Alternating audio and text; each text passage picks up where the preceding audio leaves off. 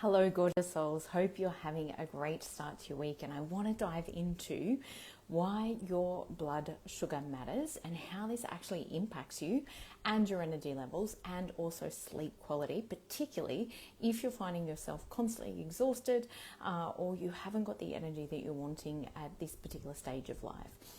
One of the things, obviously, there can be many compounding factors as to why we feel exhausted, why we feel tired, why we feel like we haven't got the get up and go that we previously had.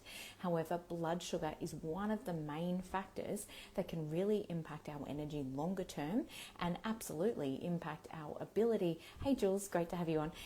Definitely can impact our ability to have greater emotional regulation on board as well. The reason why I also want to speak into this is when we do feel burnout, when we feel lower in energy, we do tend to have cravings for sugar, for high fat or high carb foods.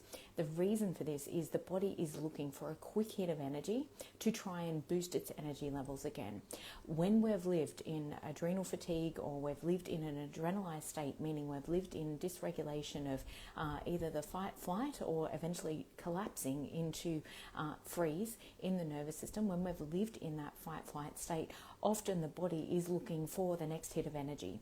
We're in what's called sugar burning, and the body is not used to being fat oxidized and being able to burn fat as a regular fuel, particularly if we've tended to have a diet that's been high in carbohydrates or high in sugary foods or processed foods.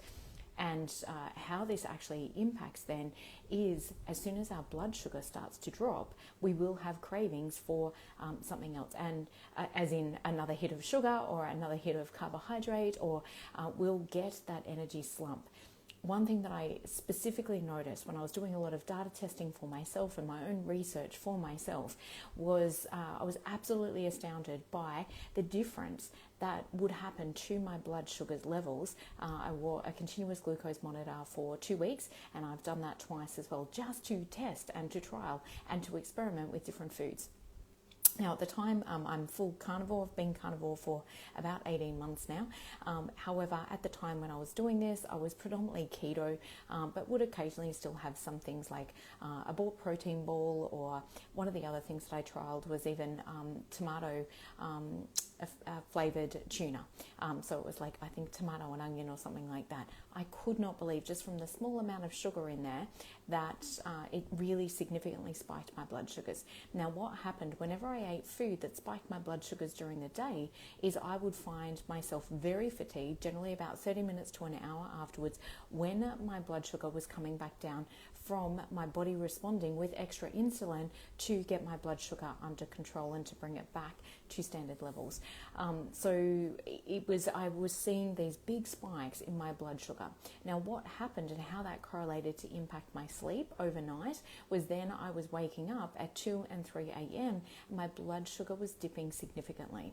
As soon as I stabilized my blood sugar during the day, meaning I wasn't eating any sugar or any processed foods or anything that spiked my blood sugar, when blood sugar was super stable during the day, that actually correlated to a super stable blood sugar overnight, where my blood sugar wasn't dropping substantially and my body wasn't needing to give me a hit of adrenaline to bump up my blood sugar levels. So it really can make such a significant difference in terms of being able to heal our body longer term, particularly if you have experienced adrenal fatigue or burnout.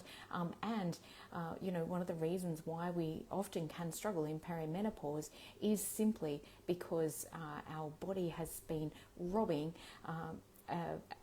aldosterone. It basically is a precursor that can go into either adrenaline or cortisol. If the body is in a state of survival, meaning if we're constantly pushing ourselves and constantly needing that, it will prioritize our survival very cleverly over reproduction.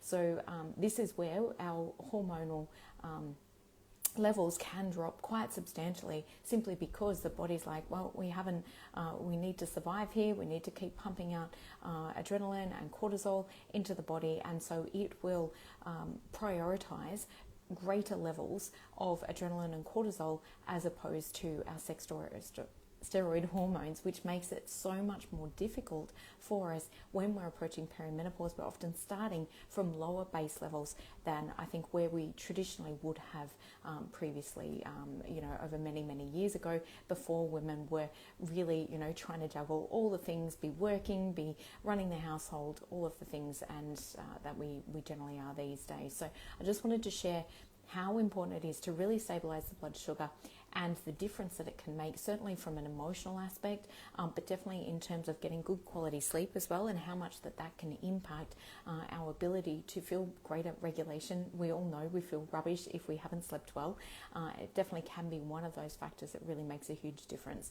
With my Thrive program, we dive into 4 key pillars, which is the foundational health and well-being for all of us, which is our physical health, our emotional health, our mental health, and our spiritual health. And spiritual health really is just our connection to ourselves. So if you're unsure kind of where you're at, or you're feeling completely exhausted, but you're not sure which pillar is most important to prioritize right now, that's exactly why I also have my resilience mapping session. And so that is, we jump on a call, we go through, and we can map out where perhaps you're a little bit less resilient, because our resilience comes from having greater capacity in all 4 of those areas. When we know how to master our emotions, when we're not taking things so personally, when we're clear on the meaning that we're making with things, when we've worked on our belief systems and perhaps healed some of that shame that can come from the inner critic of feeling that we're not good enough or we're not doing enough. All of these things interlink and are so critically important. And of course, the physical health pillar. However, if we've got things like emotional eating and all of those things going on, often that is linked definitely to our belief systems, to thoughts and fears that we have about ourselves. So you can see how all of these pillars are very interlinked. They all work together to bring us back to fully thriving and living a fantastic life as well. So lots of love to you all. Hope that's been super helpful. If you'd love to book a resilience mapping session, I'll pop the link below as well. Would love to see you on there. Again, it's not a sales call. We literally just go through, see exactly where you're at for your resilience mapping.